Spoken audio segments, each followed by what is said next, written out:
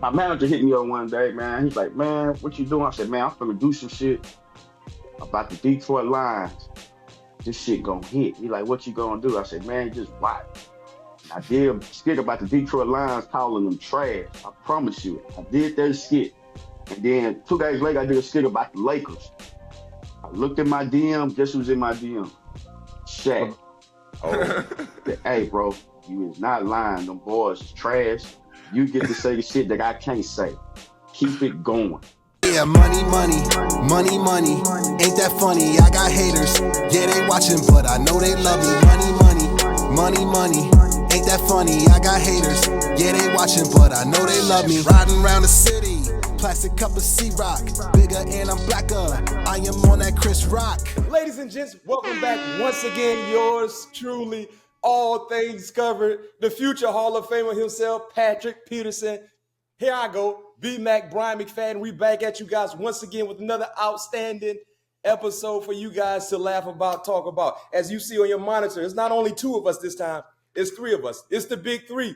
I don't know who LeBron, I don't know who Bosh, I don't know who D-Wade, but you better believe we're bringing in some championships on this episode right there. You see him right now, man, outstanding entertainer. I mean, he's a comedian, he's an analyst, entrepreneur, writer, actor. I'm throwing it all right now because that's who he is, one of the more talented individuals in our industry. The great Bubba Dub, coming from Alto, Texas.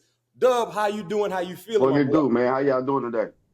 Man, we doing good. We doing good, man. You rocking your Dallas. Who's that? That's Luca. Luca.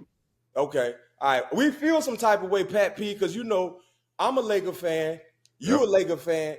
Last time I checked, Dub a Laker fan, but he come on the show in a Mavericks jersey. Yeah. Dub got so many jerseys, man. I don't know if he know who he a fan of. Yeah, man. Yeah. We gonna talk about that. We gonna address that because I know we kind of down bad right now. But Dub, you gotta rock. You gotta through good times and bad times. But we gonna hit on that. It's not personal. Okay, it's only business. It's only business. No question. But there's a lot that we want to talk to you about when you talk about your up and coming stardom and currently where you are in your career. Let's start to the beginning, right? I talked about you being from Alto, Texas. Number one.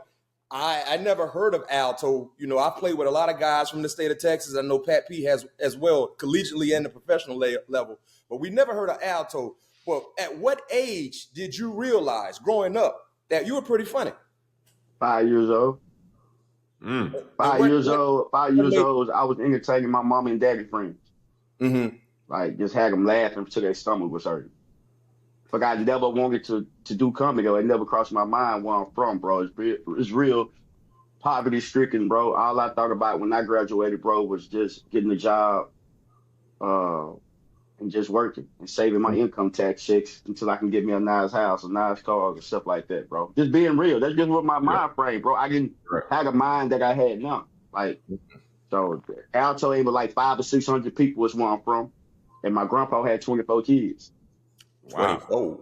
So what was one of your go-to, I guess, sets when you had to, when mom was like, hey, Bub, go make them laugh? Like, what was your go-to set? Telling people their breasts stink. And that's usually the case, right? Telling people their breasts stink. Yeah. That's definitely always the case. So what BMac said, you went to Alto High School in 2018, was your first time on stage performing. How did that go for you? Was you nervous? I was nervous, but at the time I was trying to be Jerry Morgan, which is, me, my real name. But instead of being Bubba Dub, the character that I created. And I did good in my eyes, but I had a fan come to me and say, man, I didn't pay to see Jerry Morgan. I paid to see the guy I see on the internet. And I didn't get mad about it. I was like, man, you absolutely right. So I just went back home and just perfected my craft. And the next time I went back on that stage, a monster was created. And I just took off after it. So, 2018, what grade were you in? I was out of school. Oh, you was out of school. Okay, but that was your first performance going back to your high school. Yeah. Got you. And of course, when you look at our football careers, myself and for Pat P, getting things started, we had to face a piece of adversity. You know what I mean? For you to be able to get to where you're currently sitting at, what was the first piece of adversity you had to face and how did you get through that? Well, where I'm from, there's no comedy clubs. Like I live in Alto. I'm 2.5 hours from H-Town, and I'm 3 hours from Dallas. So I used to have to drive to the Improv just to do open mics, and there wasn't no guarantee I was going to do open mics because they only put the people who from there on stage. So you had to put your name in the hat. Think about it. I might have to borrow $30 or $40 worth of money to get some gas money to go up there and don't even perform. So I just say, you know what? I'm gonna turn up on these skits. And I did that, and then next thing you know, I didn't have open mics. They gave me a night, and I just took it from there. Which comedians influenced you growing up? Richard Pryor, Bernie Mac, Eddie Murphy, them type. I got an old soul, bro. Yeah, me too. And a lot of my comedy now, stuff I talk about, people like, oh man, you crazy. Y'all must ain't never watched Richard Pryor. Right. It ain't no limit in comedy, bro. Ain't no limit. Like the stuff he was doing with the pastors back then, we're seeing it in real life. The pastors getting the money, getting the women. He was doing all that back in the 70s. Yeah. Now you see today what's going on today is like ain't nothing new under the sun. So I feel like Richard is gone. I feel like I'll take it up on myself. Bernie Mac is gone. I'll take it up on myself to bring real comedy back. My comedy is just the truth. A lot of people don't like the truth at all. Yeah. But it's just the truth. And that's just what I bring to the table. I'm going to bring the truth in my own way, my own struggles, or somebody I know that's been through something. I'll put it out there and I might, exaggerate just a little bit of the story just to make it funny. But it'd be real live experiences, though. My comedy be real live experiences. And real quick, Pat, let me follow what Dub said. Yeah, That's a cool point because I know for me, I love listening to individuals that's giving authentic, genuine material. To your point, it may not be 100% true, but it's 50, 60, or 70% true. Because when you're actually talking about something you've been through or you've seen, you can see it in your act. You can feel it in the vibe and the energy. It's almost like when rappers rap. You know what I mean? That's why I was one of my favorite rappers was Tupac, because most of the things he talked about, he actually lived it. He's seen it. You know what I mean? And you can feel the passion. You know what I'm saying? The passion. Like when we break down a play, it's easy for us to break down a play when we actually was in it. Because you feel the passion. We can tell you through the highs and the lows when we are out there, or when this person did X, Y, and Z. So definitely appreciate that insight, because it's no surprise to see you, go to the trajectory in which you're going because of how authentic your skits are. For sure. Yeah. What I thought was pretty cool, how I recognized who you was, it was the Migos album. I can't remember what album it was, but it was the you snitching on Rogers them or something like that. You snitching on Rogers them. So after I heard that skit, I was in camp, right? And you know how it is, Mac. You wake up in the morning, first thing you do probably is going on Instagram. And I heard the voice. I was like, man, that voice sounds familiar, right? And then he started doing the trash thing, like trash. So I'm like, man, I think that's the dude off of the Migos, skit or whatever. So then I started following him. I was like, man, this dude is hilarious. So like for me, how I got on you, man, you used to actually start my day, bro, in training camp. Like no lie, I used to send them to my boys like, man, you saw Bub this morning, bro? Dog, he had me weak. So going back to my original question, where did the idea of that skit came from? Bro, I'm going to tell y'all something, man. That skit, that everybody, when y'all saw it, it was 2 years old.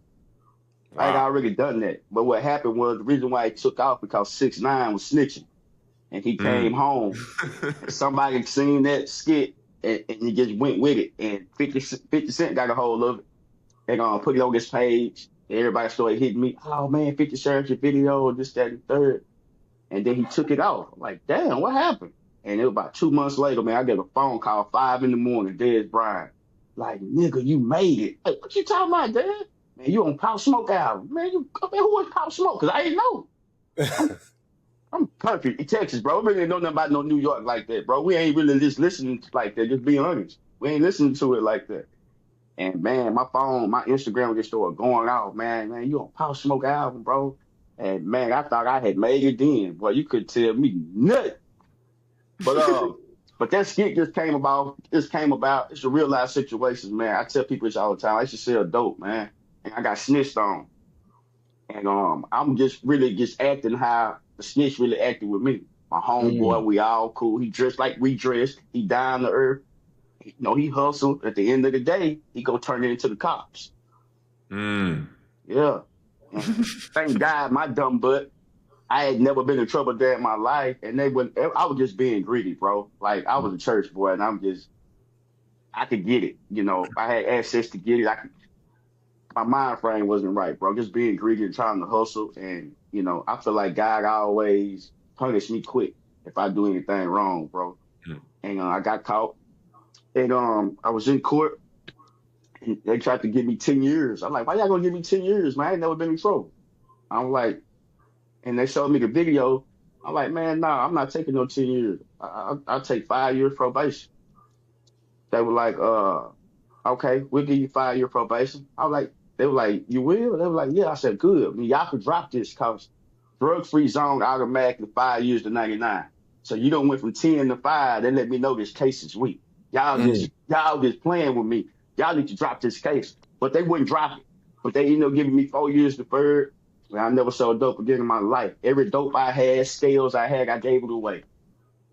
So God, you blessed me to get out this situation. I never touched dope again. And I never touched dope again. Oh. Wow. 40 years. 40 years. That's where that 40 years came from. Real talk. Real talk. Wow. And the way people getting them years is really somebody where I'm from.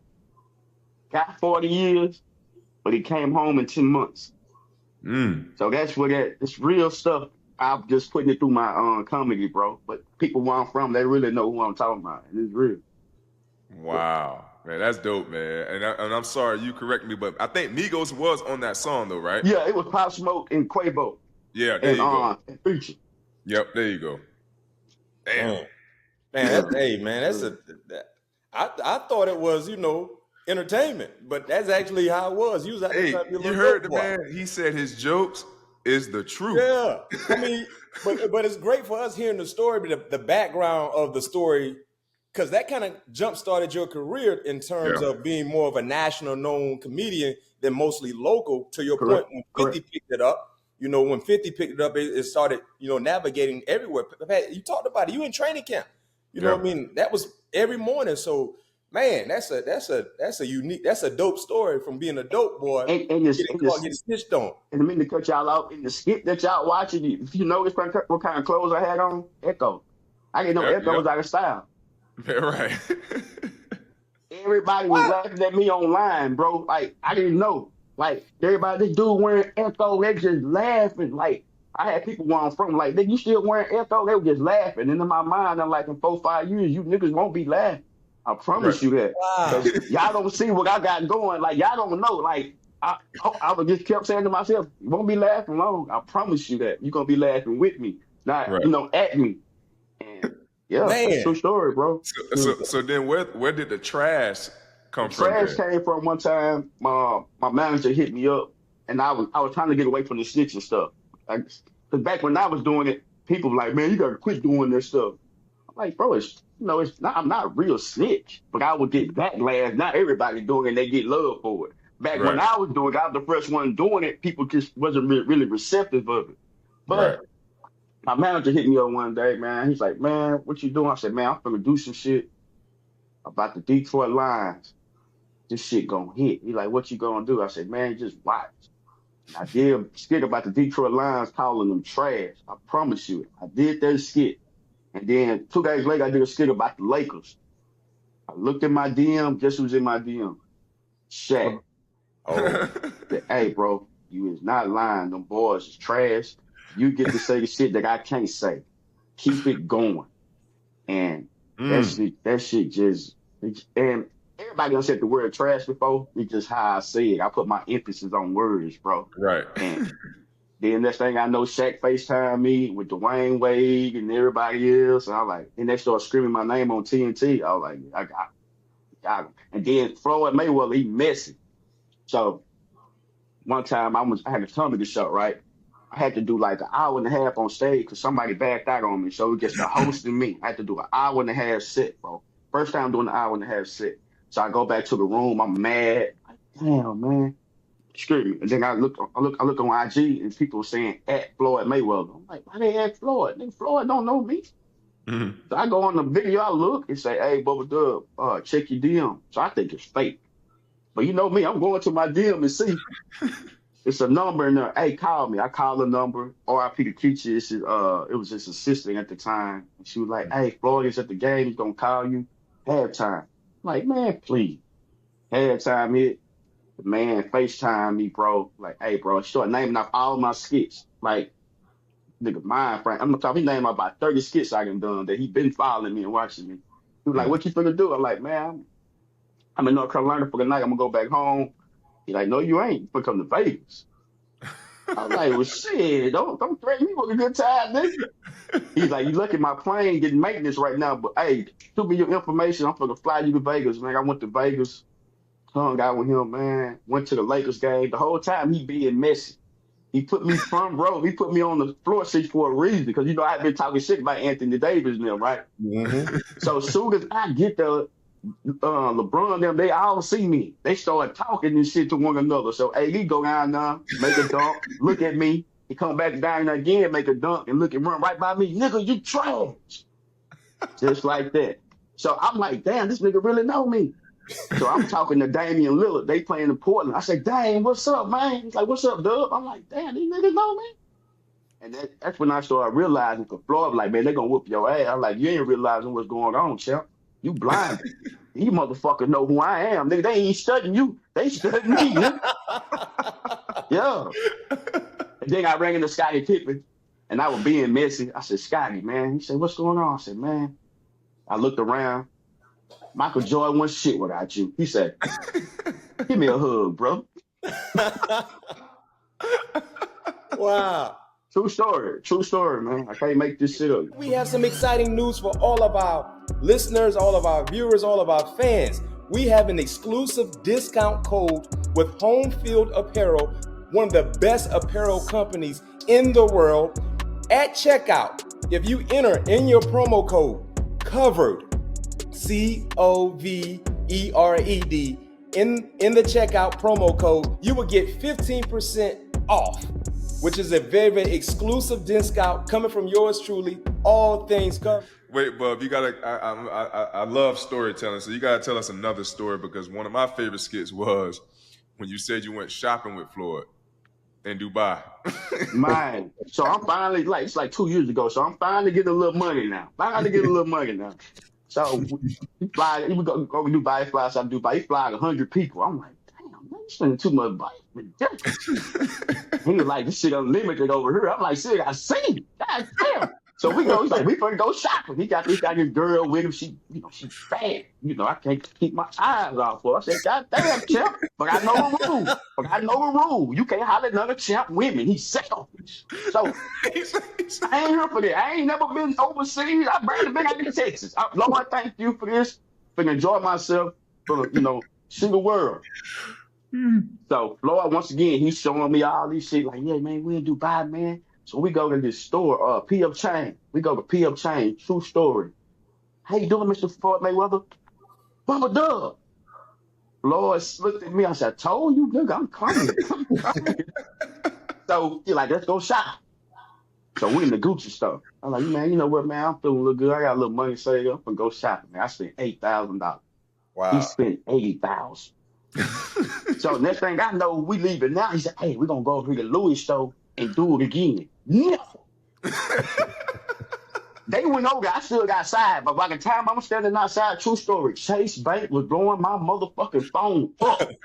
The 8 bands, you just spent the 8 bands. Unusual activity. Normally I send you an email first. They called me that day. Is this really you? No. It wasn't you. I disputed them damn charges. So Floyd got like 100 people with him, so you can't just pull him out to the side and talk to him because everybody gonna be in your business.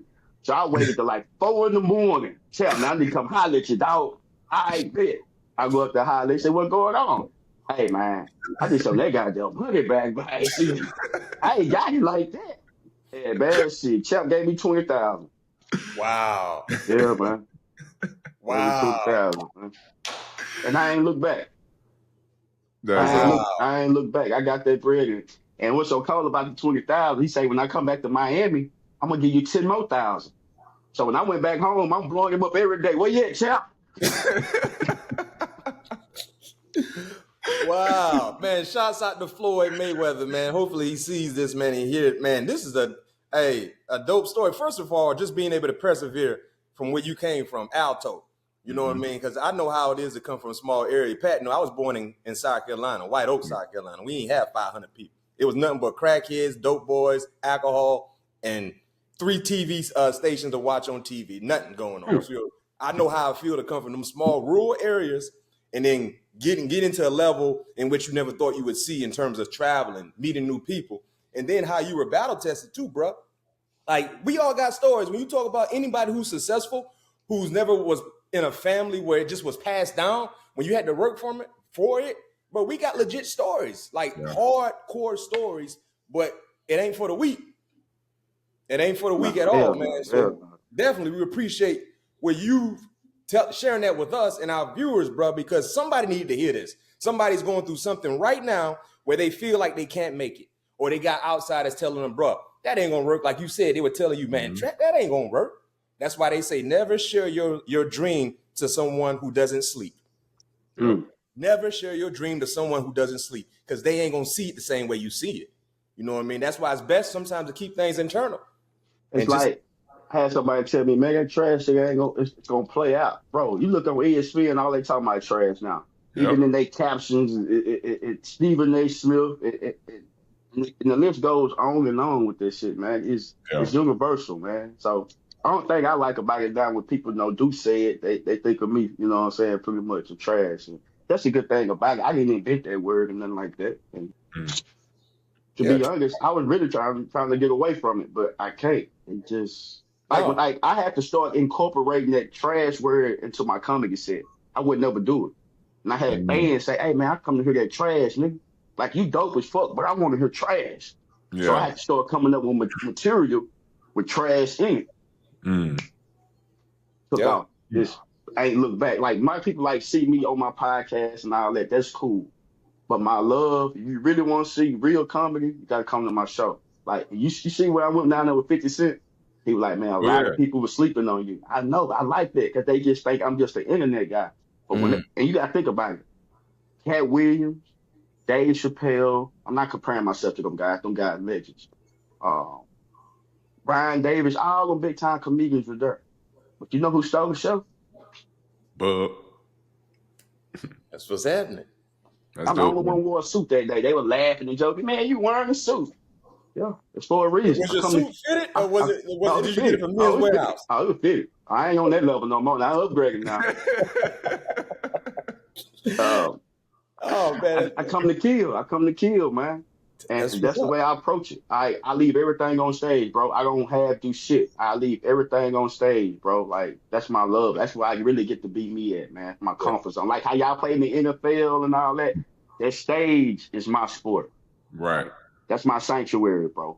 Like, that's where I get it in. Like, I tell people, like players, I have to start explaining to people like my concept of trash. Like, anybody that's in the NFL, NBA, MLB, whatever, you're not trash, bro. We just have trash moments. And I just try to tell people that, like, how can you call LeBron trash? Well, LeBron could come down there and shoot 4 for 30. He was trash that night. Now, he might come back tomorrow and have a great game. I'm going to be cheering him on. But when you playing trash, I got to call it. Yeah. I can't be biased. And I used to do that a lot with LeBron. I'll blame everything on everybody except LeBron. But once again, I always listen to people. And I had a fan say, hey, bro, if you just start just getting on Bron ass just a little bit, that shit go a whole lot more further with people. And I just started doing. Now you see, I get on his ass a little bit. And it works. And that's another thing I think that we appreciate as athletes, because, sometimes when I'm talking, about sports and talking about certain players, number one, I want to be respectful, because I know how hard it is to go out and try to do your job day to day against some of the best in the world. But then I can't be biased either, because fans recognize that, and they're not going to give you their undivided attention or watch you when they know, oh, he biases such and such. And to your point, you're a Laker fan just like we are. But you're saying what we can't say because you had the platform and be like, you say, yo, this man ain't trash. He one of the best to ever do it. But that night, well, you was sucking. Yeah. And as athletes, we have to accept that. I know I'd have had some times when I played, I was like, boy, I was out there getting cooked, boy. Right. I couldn't ask for help. But I needed some help that night. Or I couldn't do nothing right. You know what I'm saying? But you come on here, you hit us with the, man, you were trash. Like, bro, he kind of got a point. You were trash last night, you know what I'm saying? So, man, we appreciate how authentic you are, bro, because that's why you. But what made me feel so better about what I was doing, because sometimes I like, man, these players are going to be mad at me. But what made me feel good, Kevin Durant. Kevin Durant told me, don't stop, keep that shit going. It motivates me. Wow. He said, it motivates me. So we was at an outdoor in Indianapolis. Somebody said, go Bubba Dub, Durant. He going to call you trash? Like, nah, nigga ain't going to never call me trash. He dope. I'm going to get bucket. Dub, last time you see me, how many I have? 45 already. Rest of you niggas trash. You know trash. So he was just like, yeah, just keep that shit going, bro. Like, take me a cool one too, man. You know, you know what I'm saying? We put a couple in the air, you know what I'm saying? Enjoy ourselves, man. Because I don't really be on that in real life. Real life, I'm a quiet person. I really don't really talk like I am like online. I'm running around online, but in person, I'm quiet. I'm just observing, bro. Like, I ain't supposed to be here, bro. Like, my journey is different. Neither one of my parents graduated. They dropped out of school 6th grade, bro. I'm the baby out of 5. Baby out of 5, bro. I'm breaking generational curses, bro. And I tell people, man, money easy to get, but it's hard to keep. And 100%. when you start getting just anything, bro, people start. Yeah. People never really call you, but now all of a sudden, God got favor on you. Now I don't want to hear all that. Because remember, y'all, when I really needed y'all, $30 and $40 to go to these comedy shows. So now when I come back home, I have people like, man, you don't come over here and holler at me. How many comedy shows you done been to? I done been around here locally for a while at the time. Y'all never came. Now y'all see me doing with Shaq and everybody here. All of a sudden now you want to come around. I ain't got nothing for you. I love you, but I ain't got nothing for you. Yeah, that's true, man. True. Hey, Pat P, I got a 2-part for you real quick, right? You talked about, trash skit, snitching on Roger's skit. What about your grandma? I'm glad you brought that up. It's make believe, bro. Grandma. And then my second part for you, how do you develop new material? But tell us, was your grandma really having coming into the house like that? It's entertainment, bro. Okay. It's entertainment. I know how to exaggerate. I know how to put something on your mind like, man, this nigga crazy. Come on now. No, my grandma wasn't doing it like that, but she was a hoe. But she wasn't doing it like that. You know what I'm saying? And I ain't mad at her at all. Shit, them men were good to me. I'm Blue Jays. I'm good. I ain't tripping. But I love my grandma. She would tell you that herself. She ain't tripping. It's love, man. I come up with new material. Yes. Hey, Bub, man. I know your grandpa rolling over in his grave right now. Oh, man. Hey, that's another thing. He had 24 kids. He had kids by my grandma first cousin. You did say that. Oh, wow. What? Oh. Your granddaddy had kids from your grandma first cousin. Yeah. Boy, he was hell on them streets. No doubt about it. Grandpa wasn't playing around. He wasn't letting them breathe, wasn't he? My grandpa was so tough, he would whoop you about your own woman. True story, man. True story, man. Yeah. He said his grandpa whooped you about your own woman, man. Yeah, man. Living legend. Living legend, boy. That's definitely a living will never be duplicated. 24? Yeah. Oh, how do you come up with new material? Like everything, how creative, do you have to get? My mind, bro. I improv a lot, bro. Mm-hmm. A lot of things I see, I just create it, bro. I can't really just explain it. I just can see something and I can just make it funny, bro. Yeah. I find humor in a lot of stuff we do. Like these new teeth I got, man. I had Section 8 teeth. Now I got gated community teeth. Hey, I just saw that. I'm smiling at all events now. That boy got HOA fees now, Pat P. Hey, real talk. Section 8, Jack. Real talk. I saw him posted like 30 minutes before we got on the show. I was going to bring I laugh at myself. Before anybody else should laugh at me, I laugh and I rank on myself. So what anybody says about me doesn't matter. Right. Doesn't matter. Feel People good to always smile. say, teeth don't make the man. Lose your side tooth. Shit. You laugh the way you want to laugh and your side tooth gone. I'm gonna put y'all on game. I never told nobody this. I'll say it now. For the last 4 years, bro, I've been able to do my comedy and my face expressions a certain way without y'all knowing I was missing my side tooth. Oh, you ain't have side tooth? Back where I'm from, if I had a toothache, I got it pulled instead of getting a root canal. I can have insurance. I can have $700-800 back then to get a root canal. So I just got both of them pulled one time. So for years, they were just bothering me like that. I can't really smile. I can't really do my mouth a certain way. Now I can. So now I'm finna turn up. It's over. That's the reason why I really ain't really been doing movies because of that. Because they'll put you in certain angles, and I don't want to be in a certain angle. And like, that nigga ain't got no side tooth. Yeah. But I'm ready now. I'm ready now. My guy ready now. Yes, sir. Yes, sir. Yeah. It ain't how you start. It's how you you end. Right. I like your t-shirt. I like the brim you're rocking, man. Shouts out to Home Field Apparel. Once again, listen, when it comes to the latest collegiate gear, repping almost every university that is out there, Home Field Apparel is the place to go. Make sure you hit covered to get 15% off. The promo code, as I repeat, is covered to get 15% off. Our gifts to you guys for rocking with us. Hey, Pat P, let's take it to sports with Dub, man. What you got? Because you know he loves sports, man. He a sports analyst, so we know he got some things to say about this current climate, man. What you got, Pat P? No doubt about it. I got one for his hometown team, man. Yeah. What is going to take for your Dallas Cowboys to get on the right track? I'm saying this with all respect and no disrespect. Jerry Jones got to die. I'm not meaning in no hard, hurtful way. He's in his own way. Go. He's in his own way, bro. Yeah. It's simple as that, man. Jerry, he the owner, he the CEO, he the general manager, he the head coach. You're not going to win like that, man.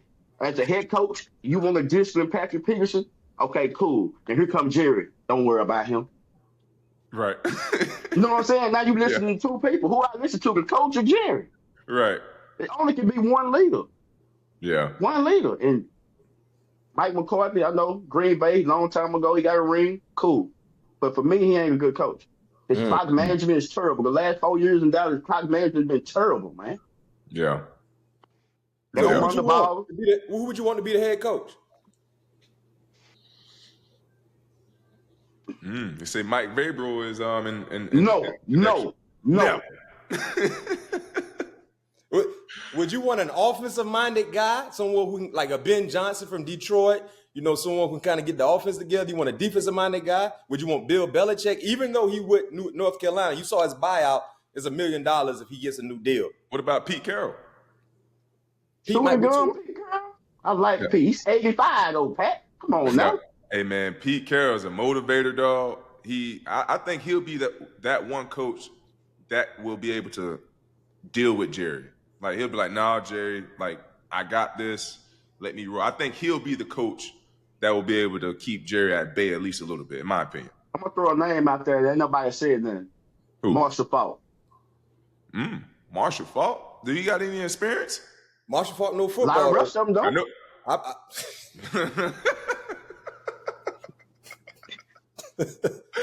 Hey, well, you're right. Yes. You can go coach Miami Dolphins. True story. You're right, Doug. A lot of them don't have no experience. I know Faulk has a really good football mind. Yeah. Now, would he be willing to coach? We don't know. The Pete Carroll thing is decent, but I think it's the age. I'm gonna tell you a name I wouldn't mind seeing, because I know he knows how to coach football the old school way, hitting you in the mouth, being more physical, not turning down from a fight. Now he would have to put together a unique staff, because the staffs are always very important. Rex Ryan. Rex Ryan loved ball. The issue for Rex when he was in the Jets, they didn't really have that quarterback. Sanchez was just getting into the league. But one thing about Rex, he ain't gonna tolerate no softness. You cannot be Terry Cloth out there with Rex Ryan. That's how we play football in Pittsburgh. We're gonna hit you in the mouth for 4 quarters. And if we lose, you still gonna come out bleeding, black eye with that raccoon eye. And that's how you gotta play the game. The most physical team always win. Yeah. I'm gonna ask y'all a question. Toughest wide receiver you have to cover, Pat. I'm gonna go Calvin Johnson, just because his dude 6'5", 6'6", running 4.3. But a dude who's compatible, who I can compare to him, is Antonio Brown, just because Antonio played to the size of a Calvin Johnson. Like AB is what, 5'11", if No, that. AB ain't 5. AB probably 5'9", 5'10". That's what I'm saying. 5'11", if that, so 5'8", 5'9", but he plays to the size of a 6'3" receiver. They said he ran a 4.6, but he plays to the speed of a 4.3, football speed. But Megatron, man, he was just difficult because he can catch every single ball that was coming his way, no matter where the ball was thrown. So that made it tough on me because I knew I was going to get 20 targets, and I knew that he was going to have a good opportunity of catching the ball just because of I'm playing press, my back against the quarterback, I can't see it coming, and with his wingspan, it was almost unguardable. So A game where you were getting flamed. A game where I was getting flamed. Julio Jones, man, 2014. This one I was like, man, 230 pounds. He just kept running deep ass comebacks on me, like 18-yard deep comebacks. And I was like Matt Ryan, like go-to throw. And he had to catch at least 10 of them, Bub. And he had about 100 and I think Julio finished that game with 187 yards or something like that. But it was literally off of 8 comebacks, 18-yard comebacks. And deep and he comebacks was killing me in the game, man. That was it. That's why I could never be in the league, because I would have a fight, a talk with that defensive line. God damn it, get to it. I realize the game now. I talk shit, but I understand the game now. You can't hold a receiver for a certain amount of time, bro, because you can't touch him. So, God damn it, somebody got to be getting down, dude, getting the ball out of his hand. No question. Damn. It's tough out there, Dub. Man, we moving backwards. They moving forward as fast as they can, and they know when they stopping, and we don't know. We got to react. We play a reactionary position. So that's why when it comes to athleticism and instincts, but you got to be tough out there, man. Yeah, man. It's hard, and the inflation of the DB market price should be as high as wide receivers. Because our job is more difficult than their job is, especially 100%. how the rules are in favor of offensive players, man. So it's tough. I'll say for me, Dub, to AB Antonio Brown, who I played with AB his first 2 years in the National Football League, and I saw it instantly. I'm like, when he get the above the shoulder part, the mental aspect, he's gonna be hell on wheels because he loved the game. He had an unbelievable work ethic, and he was the best competitive I've ever been around. I felt like if AB would have stayed on track, he would have been the best wide receiver ever. He would have surpassed Jerry Rice. But for me, I'll go back my rookie year. So I was drafted in 2005. I'm much older than both of you guys. Jimmy Smith, who played for Jacksonville. I caught Jimmy in the back end of his career. And Jimmy Smith, he is Jamar Chase, but a little stronger. You know what I mean? And that's the kind of build he was when it comes to being physical at the point of the catch. You can't tackle him. He can run away from you. Jimmy Smith was hell. Steve Smith Sr., straight dog. Like that's the type where you got to make sure you have your mouthpiece in because it's 4 quarters of that. Oh, yeah. And then Terrell Owens. T.O. What about Ocho? Because he be talking that talk, man. Ocho was... I never went against Ocho. Ocho was super, super quick, bro. I think Ocho might have had the best feet. The quickest feet. No doubt about it. I've ever seen. Like, trying to press Ocho was like, trying to catch a squirrel, trying to tap a squirrel. Like, he was super smooth with his feet and his route running. Like, our coach used to tell us all the time when we got ready to play Cincinnati, he said, don't watch Chad's routes because he has an unorthodox style of running. His out route's not going to look like normal receivers' out routes. He put a little sauce on it, similar to like Justin Jefferson. Yeah. But Ocho, man, it just for Ocho during that time, Cincinnati, they were more so down and up. And if he played for a better team, better organization, they had some good years. Yeah, but, we ran our division, and then Baltimore ran it. But if he was with a more prestigious organization, man, he would be talking about way more than what he is because he was a great player. But you know how it is, winning and losing either magnifies the attention that you get or kind of takes some away from. But Ocho, man, quickest feet I've ever seen, bro. Yeah, Ocho was cool. Yeah, and then he talked trash out there in a friendly way. But Ocho was a straight dog, bro. He don't get talked about enough in my opinion. Ocho kind of reminds me of Bubba Dub on the field. You know, he's a comedian out there, dog. Like he is. How you see him on his podcast with Uncle Shannon? Yeah, he was the same way on the football field. Like he used to send receivers Pepto-Bismol. The DB. Yeah, he used to send the DBs Pepto-Bismol. He used to do try to tie their cleats together before they had guys going into the opposing team locker room, trying to tie the receivers. Yeah, he was messing. Like he was a character, bro. Yeah, we played Ocho one time. He had the fake goals in his mouth. I think he had an 8-pack, 4 to the top, 4 to the bottom. He out there talking trash and ran a dang corner route. Anthony Smith came and knocked the dang grill out his mouth. Grills all over the turf and everything.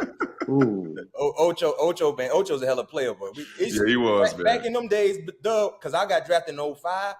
That's when people were really going to sleep. Like, they police the game different now. Like, you say the wrong thing, bro, we're gonna come across your head, come across that middle, and ain't gonna be no penalty. See, that's what I say. I'm gonna cut you off. I think with this generation don't understand how hard it is to make it to the NFL, bro. Man, like it's not easy to make it. Even probably to the practice team, it's not easy. Because it's so much competition. So many men are fighting for a position, and to make that 53 roster, you a dog. I don't care if you never play, but if you make that 53 roster, you a dog, man. Yeah. And I know, like us fans, we sit back, we laugh, we talk shit all the time about it. But man, you got to have a good mental to play in the game in the NFL. Because I heard the NFL is a whole lot faster than college. Mm-hmm. And, you know what I'm saying? It's the things you have to deal with for as women now. You know what I'm saying? How they'll try to approach you and this and that. You have to be more cautious when you go out. And, I salute. You probably experiencing that with your stardom now. Right. He going fishing. They're looking at you like Chris Brown. Oh, no. Bad. Oh, don't put me with him. Oh, no. Yeah, I go fishing, man. There you go fishing. Oh, that fishing skit hell too, though. Hey. No, you ain't. Not today. Not today.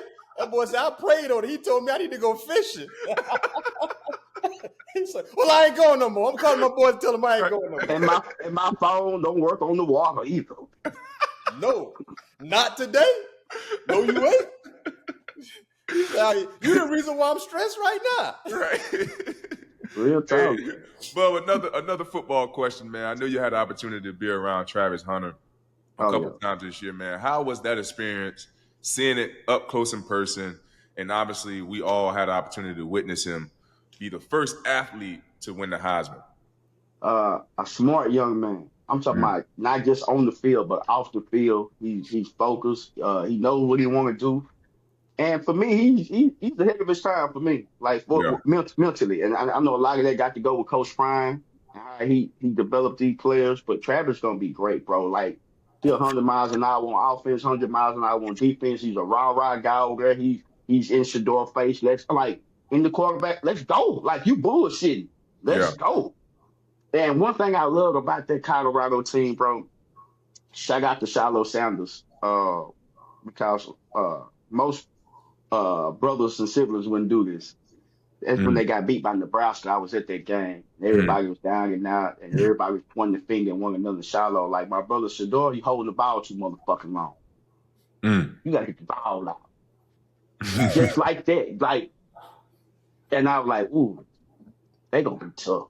It sounds like accountability. Yeah, because bro holding you accountable. Oh, yeah. And then after that, they just took off, man. Yeah. And I love to see that because that's what I'm about. I'm about accountability, man. You see me doing something that ain't right, let me know.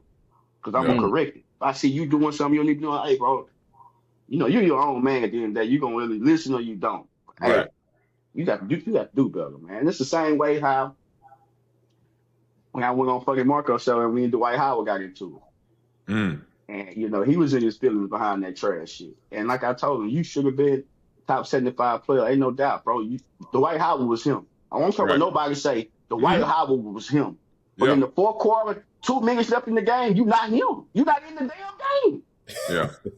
True. Because you can't make free throws. Ain't no lies though. You right? It's real talk. Yeah. I'm a big man. Y'all mean you making them? Y'all. Yeah. I'm just y'all mean was making this free. Why you can't make it? Yeah. That's a lot true. of big men were making the free throws. You know. That's all I'm saying. I love Dwight Howard, good guy, man. But I just had to call it like it was. He was mad. Like he was hot. Like, and a lot of people looking at it, but it really wasn't about that. Trash is why he was hot. I ain't gonna bring it back up no more. But that ain't really why he was mad. He was mad because I said something else, and I stood on what I said, and you know, and I told him it is what it is. And he couldn't argue with me on it, but yeah. Shout out to Dwight Howard. That's still my guy, man. I still love you, bro. Don't take what I say personal, man. I'm a comedian, dog. No question. Hey, I got a two-part for you real quick. Who wins the championship first? The Lakers or the Cowboys? Lakers. Okay. That was fast. I agree with you. Right. And who you got winning this year's Super Bowl? Who's coming out of the AFC? Who's coming out of the NFC? And then, Pat, we'll go to superlatives. It's only two teams coming out the AFC. I'm going to give you my two. Buffalo or the Chiefs. Okay. The way the Buffalo playing right now, I don't think the Chiefs can beat them. I don't think the Chiefs can score enough offense right now. And I believe in Pat. Pat's the better quarterback right now, but this is a different team. Travis Kelce ain't the same. Let me explain. He eating potato salad with raisins now. He ain't as strong as he was with that sister eating sweet potato pie. He ain't the same Kelce. I don't give a damn what y'all say. He's not the same. Potato salad with raisins? Yeah, that's what Travis with Taylor Swift.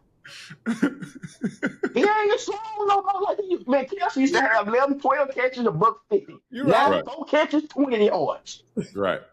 Now Ain't the same Chiefs team. So I know things are different in the playoffs. I never played it, but y'all understand the game slow down in the playoffs. The Bills not slowing down, bro. They got Cooper. He's still hurt. His wrist messed up. He been playing with a messed up wrist. He didn't play the last game. He ain't been doing that neither, but they ain't been missing him. Because Keon back now. Cook. Run game. Yeah. They got them tight ends over there. The offense is set for Buffalo right now. Sean McDermott, the head coach, he's a defensive head coach. Remember that now. He done went up against the Chiefs a couple times and lost. This is playoffs. Kansas City keep playing the way they playing right now. Buffalo will be in the Super Bowl.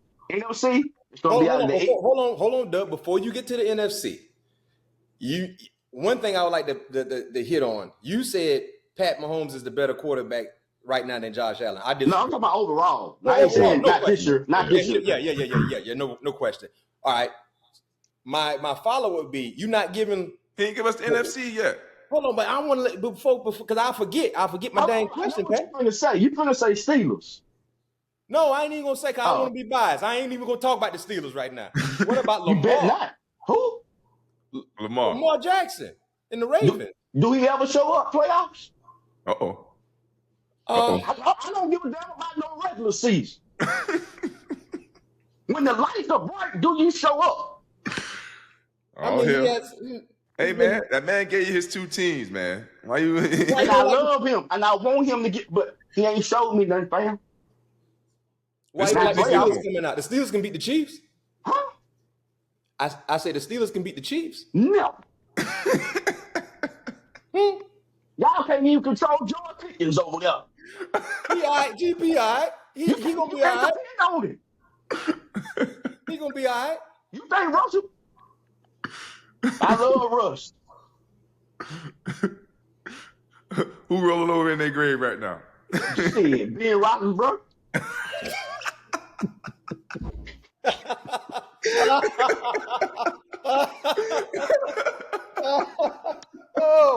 Hey, you know what though? We gonna see because they actually got the Chiefs Christmas Day. Yeah. Right. And y'all might win that game though. Huh? Y'all might win that game. Yeah, but if we see them in the playoffs, I like Pittsburgh's chances more so against Kansas City than Buffalo. And the reason why is because Kansas City ain't got no offensive line. TJ Watt, Highsmith, they're gonna have a field day. Because they can't block. That's why Pat Mahomes got hurt last week. They can't block. Now, at all. When you play against that avatar in Buffalo, Josh Allen, boy, he different. He different. Okay, but what you got from the NFC? This is what I want to hear, Pat. Eagles and the Lions. Eagles and the Lions. No. Who gonna beat them? No. Who else over there? No. Who else? Packers. Can't stop the Eagles run game. Can't stop it. Jordan Love will be on the sideline while the Eagles and Jalen Hurts keeping them off the field. Time possession. Y'all know this. Y'all know how this works. Yeah, you're right. James go down. We're going to hand this fuck off to Saquon Barkley. Go for what you know. And then when you bring them $7-8 million down in that box, A.J. Brown, come in. Come here. Dallas got her. He'll be back healthy. Come here. Hey, you right. Devontae Smith on the outside. I'm going to take you deep. You bullshit. I'm going to play action this thing. When you try to run in there and get Barkley, come here. Hey, you right. But let me say something, though. Remember the first game they played in Brazil? It was a close game. Yep. Right? Green Bay can match up well against any of those two teams. And the reason why is because they got a quarterback who might be the most talented quarterback in the NFC. Just pure talent. Yeah. Just pure talent. Jordan Love might be the most talented. He got a slew of pass catchers. And Josh Jacobs is running much differently than what he ran in the first game. Josh Jacobs, to your point, what Saquon is doing, Josh Jacobs is giving the same impact, but in a more generic old school way. He leaned on defenders. And that defense is playing much better football than what they played early in the year as well. Now, when it comes to Detroit, and Pat P, you can talk about this. I know in football we say the next man up is always the next man up. Well, for Detroit, they're on the fifth man up because they're dealing with so many injuries. Yeah. No David Montgomery. They just lost McNeil, the best D tackle on the team, ACL. Them injuries are going to mount up, and it's going to be tough, especially when you get in late January football. I wouldn't be surprised if Minnesota happens to beat Green Bay 2 weeks from now. That divisional crown will be between Minnesota and Detroit, the final game of the season, Dub. And I'm telling you right now, if that crown is on the line, Minnesota will beat Detroit final game of the season. I ain't arguing about what Minnesota going to beat Detroit or not. I'm just telling you the two teams coming out the NFC going to be the Eagles or the Lions. Minnesota ain't got a chance. I can see the Lions. I mean, I can see the Eagles. I do like your point. The Eagles playing. They're playing the best football in the NFC. That they are. But don't sleep on the Green Bay Packers. And when Green Bay get to the promised land, to that NFC Championship game, I'm gonna message you. Now I'm gonna let you know. I'm gonna let you know about it too. You said I can't think of his name right now, Pat. I can't think of the guy's name from Green Bay. I can't think of his name. Who that? Vince Lombardi rolling over in his grave right now, man. The trophy rolling over in his grave. But you're right. Now. That's the third team I would say after NFC, the Green Bay. I would say that. I know my Vikings fans gonna be mad. I gotta show them more love. I like what Sam Darnold is doing, but but somewhere down the line, Sam Darnold gonna turn back to the old Sam Darnold. No. Stop saying that. Stop saying. Let me tell you why. It might not be this year, but when he signed that check, when he signed that $100 million, watch what happens. Yeah. Just watch. It's possible. That's why if I'm Sam, I take a short-term deal to stay in Minnesota because to your point, when you go get that real bag, the expectations get higher, and Sam ain't gonna be able to deliver like the money say he need to deliver. But why would you take a short term? Stay in that great situation that he's in. Yeah. You know what I mean? He can be the bridge to J.J. McCarthy. Yep. Because you don't know what J.J. McCarthy has. So if I'm Minnesota, I give you a 2-year deal. I don't know what the market might be. It could be anywhere between two for 90 or something like that. Sounds about right. It's about they're getting about 290. I'm greedy. I want 88 million guaranteed. What they gave it to Kirk Cousins? Yeah. Trash. Don't do Kirk like that. That Pat from a teammate, man. Hey, what he just said. You can't be biased. You playing like trash right now. Kirk frozen. He frozen. Kirk, that's what he frozen. Frozen. What did he do last night? He put up 15 points against the Raiders. Yeah, $100 million man put up 15 points against the Raiders. That flight home, he up there with me. I'm that film, y'all. Look at this. Look, that's you. You gonna miss 9 passes. They need me in them locker rooms to hold them guys accountable, man. Yeah. That's how it used to be. I don't know how it is now. I've been retired for a long time, so I don't know how it is now. But it used to be. We used to have moments like you saying, bro. We all have moments where we down bad, but you got to embrace it. That's the only way you're gonna get better. And you admit, man, I was tricking it off this past Sunday, man. I got to be tough. I got to make tackles. I got to be better in my coverage. But if you sweep it under the rug, you ain't gonna make it right. Nope. Man, Because you'll you ain't never get facing right. the fact of what you did wrong. Correct. You know what I'm saying? But hey, Dub, before we let you go, we know you're a busy man. We're gonna hit to the superlative part of our show, right? And Pat P, we got to go over our picks too. We got to get our money parlay together too. Dub, you want to give us some picks? You can too as well. Me and Pat be killing on the parlays. All right. But I got my first question for you in terms of your superlatives, right? What has been the most rewarding aspect of your career thus far? I would say the most rewarding part is providing for my family, bro.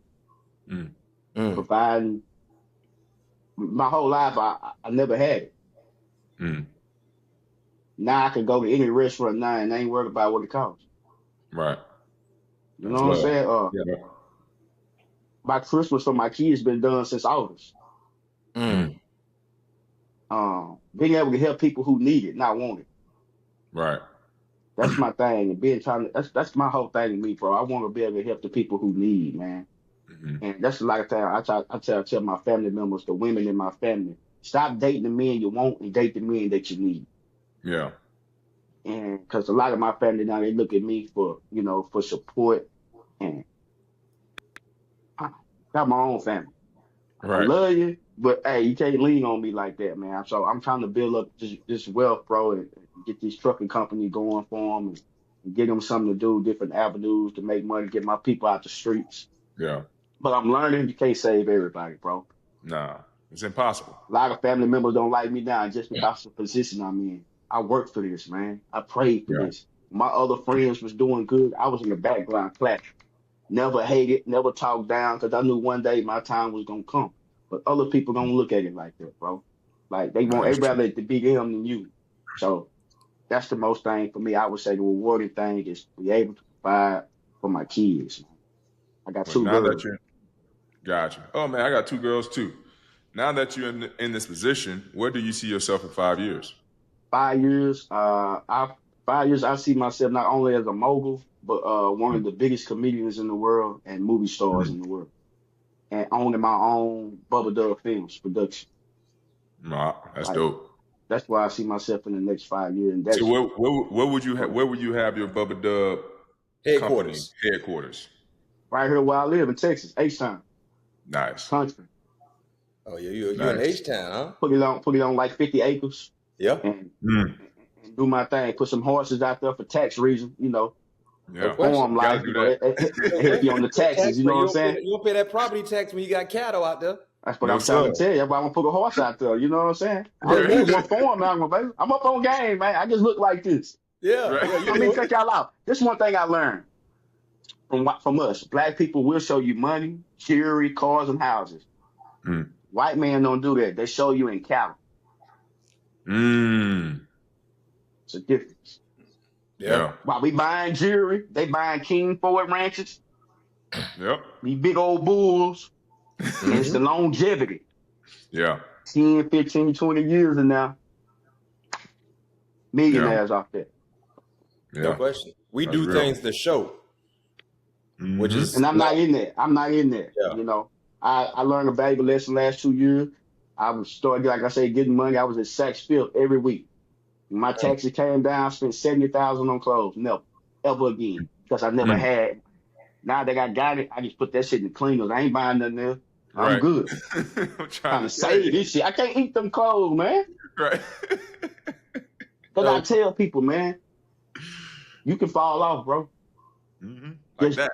Just give it. And you ain't got that coming in no more like that. Something got to give. So I would tell anybody, man, if you can, save your money, make smart investments if you can, man. These box truck companies, they thriving right now, man. They thriving.